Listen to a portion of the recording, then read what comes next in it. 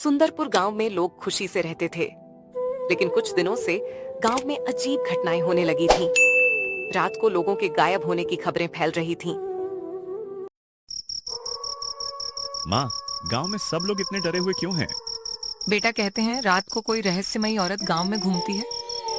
रामू ने इन बातों पर ज्यादा ध्यान नहीं दिया। उसे लगा कि लोग बेवजह डर रहे हैं। उसी रात गांव की एक महिला गीता अपने घर के बाहर आंगन में बैठी थी। आज मौसम कितना शांत है। तभी उसे दूर से किसी औरत के रोने की आवाज सुनाई दी। इतनी रात को कौन रो रहा है?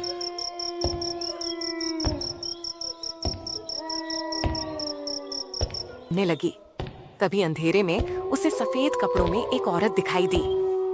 मेरी मदद करो, मैं रास्ता भूल गई हूँ। गीता को उस औरत पर दया आ गई। वह उसके पास जाने लगी, लेकिन तभी उसने देखा कि उस औरत के पैर उल्टे थे।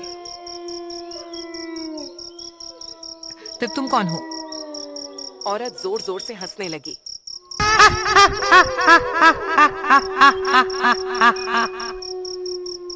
मैं इस गांव की नई मेहमान हूँ।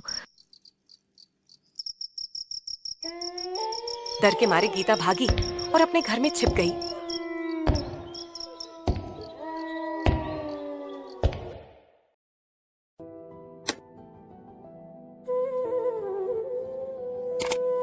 अगली सुबह उसने सारी बात गांव वालों को बताई।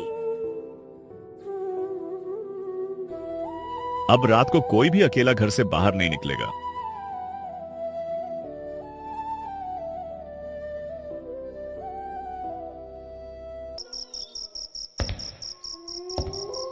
लेकिन उसी रात एक और आदमी अचानक गायब हो गया।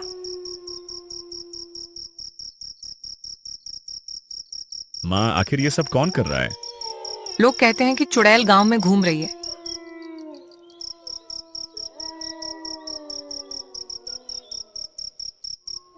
रामू और कुछ गांव वालों ने रात में पहरा देने का फैसला किया।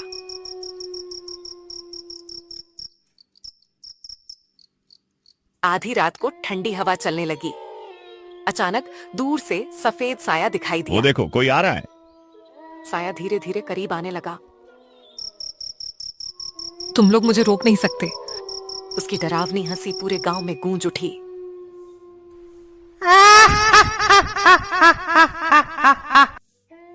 गांव वाले डर गए, लेकिन सभी एक साथ खड़े रहे। डरो मत, सब लोग साथ रहो।